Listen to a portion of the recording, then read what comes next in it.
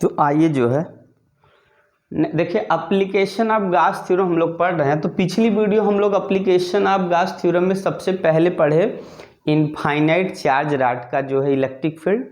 अब electric field due to sheet का पढ़े, चार्ज सीट का पढ़ लिए। अब लास्ट जो है गॉस का एप्लीकेशन है वो है क्या होगा, इलेक्ट्रिक फील्ड। थर्ड वाला इसका एप्लीकेशन है क्या, electric field due to spherical Gaussian surface, spherical Gaussian.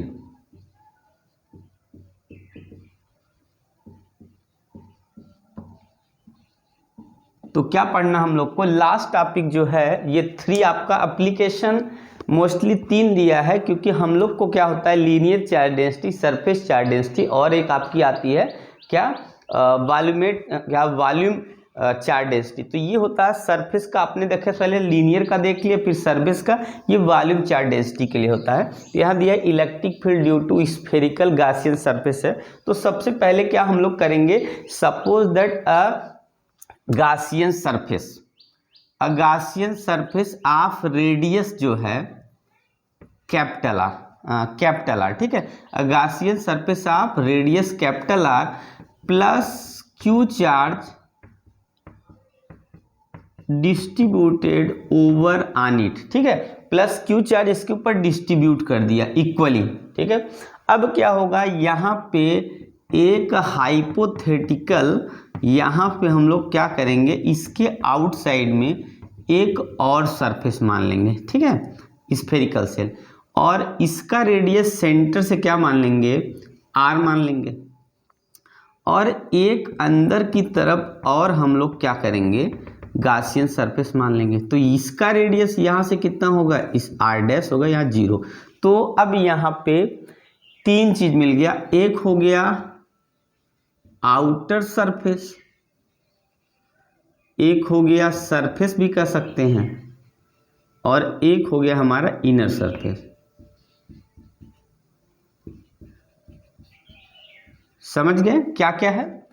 और सब पे जो सरफेस पे चार्ज डेंसिटी कितनी होगी, सिग्मा ही है, सिग्मा सरफेस चार्ज। तो इसका मतलब है हम लोग सबसे पहले क्या सपोज किया, ये मान लेते हैं एक जो स्फेरिकल सेल है जिसका रेडियस कैपिटल आर है, उसके आउटसाइड में एक सेल मान लिया, दूसरा स्फीयर मान लिया जिसका रेडियस कैपिटल आर है, और एक इनसाइड में मान लिया। अब हम लोग इसमें 3 बार में निकालना है।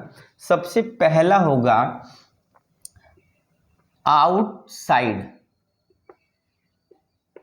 द सेल, के बाहर क्या होगा ये निकालना है, ठीक है। सेल के बाहर हमको क्या निकालना है, इलेक्ट्रिक फील्ड। तो देखिए सबसे पहले क्या लिखेंगे हम, ज्यादा कुछ नहीं, बाय द डिफिनीशन ऑफ क्या होगा Gauss theorem, E into dA, और यहाँ पे cos 0 degree equal to Q upon epsilon naught. जरा इस पे गौर करते हैं। तो यहाँ पे देखिए इस चार्ज की वजह से जो इलेक्ट्रिक फील्ड लाइन निकलेगी ना, इसमें जो इलेक्ट्रिक फील्ड लाइन निकलती है वो चारों तरफ क्या होगा, हम लोग वैसे भी जानते हैं कि पॉइंट चार्ज, कोई भी चार्ज होता है अगर यहाँ पे, तो इससे जो फील्ड लाइन निकलती है ना वो ऑल अराउंड परपेंडिकुलर होगा, तो इस फील्ड के परपेंडिकुलर होगा। तो अगर हम कोई एक एरिया यहाँ पे ऐसे कंसीडर कर ले DA, तो इसका मतलब है यही जानना है कि इलेक्ट्रिक फील्ड और एरिया वेक्टर दोनों के बीच का एंगल 0 डिग्री है, क्योंकि जो इलेक्ट्रिक फील्ड निकलेगा सरफेस से कैसा निकलेगा, नॉर्मल निकलेगा, परपेंडिकुलर डायरेक्शन में निकलेगा, और एरिया जो होगा वो भी क्या होगा, उसके पैरेलल में होगा। तो इलेक्ट्रिक फील्ड और एरिया वेक्टर दोनों एक दूसरे के पैरेलल में होते हैं। तो यहां से हमारा क्या हो जाएगा, EDA cos theta cos 0 degree is equal to Q upon epsilon naught. E को हमने बाहर कर दिया, close integration DA is equal to Q upon epsilon naught E, और यहाँ पे क्लोज इंटीग्रेशन आपने देखा स्फीयर का सरफेस फार्मूला, एरिया किसका लगाएंगे, स्फीयर का लगा देंगे, स्फीयर का 4 पाई, और आउटर वाले के कैपिटल R माने हैं तो 4 पाई, और Q अपान एप्सिलॉन नॉट यहाँ आ गया, ठीक है। उसके बाद क्या करेंगे, E इज इक्वल टू हमको निकालना है तो 1 अपान 4 पाई, और ये एप्सिलॉन नॉट यहाँ हो गया Q अपान आर स्क्वायर। ठीक है, ये हमारा आंसर आ चुका है कि आउटर वाले का इलेक्ट्रिक फील्ड होगा 1/4 Q अपान आर स्क्वायर। तो देखते हैं हम लोग का पॉइंट चार्ज पे यही होता है। अब करना क्या है, चार्ज सिग्मा, जो surface charge sigma is equal Q अपान कितना होगा 4 पाई कैपिटल आर स्क्वायर होगा।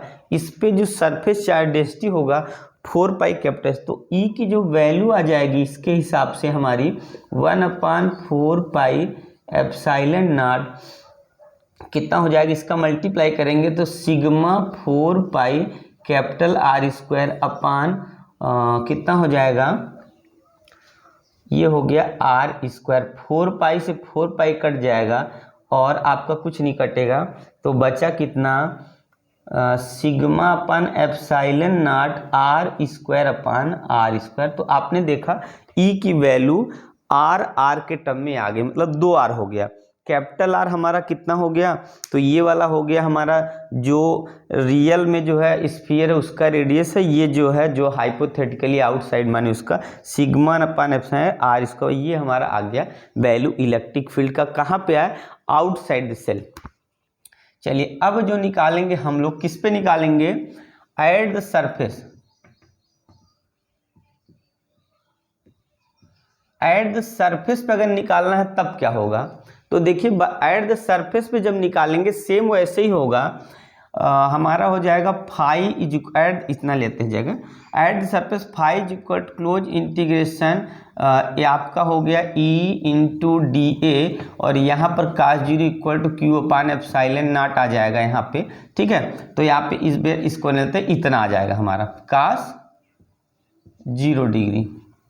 अब क्या करेंगे, यहाँ पे हो जाएगा E और यहाँ से हमारा close integration D A is equal to कितना हो गया यहाँ पे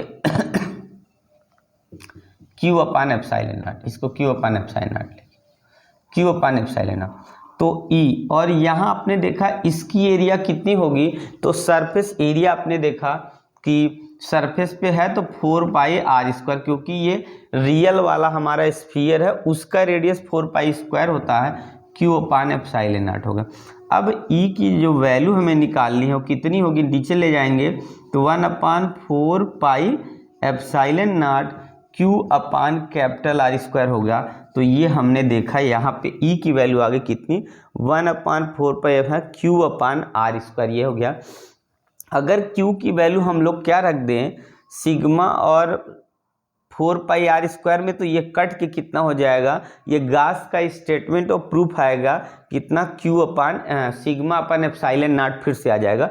तो पहले आउटसाइड पे क्या मिला, sigma r square epsilon r square यहाँ पे, और दूसरा जब सरफेस पे निकालेंगे 1/4 pi Q upon r square.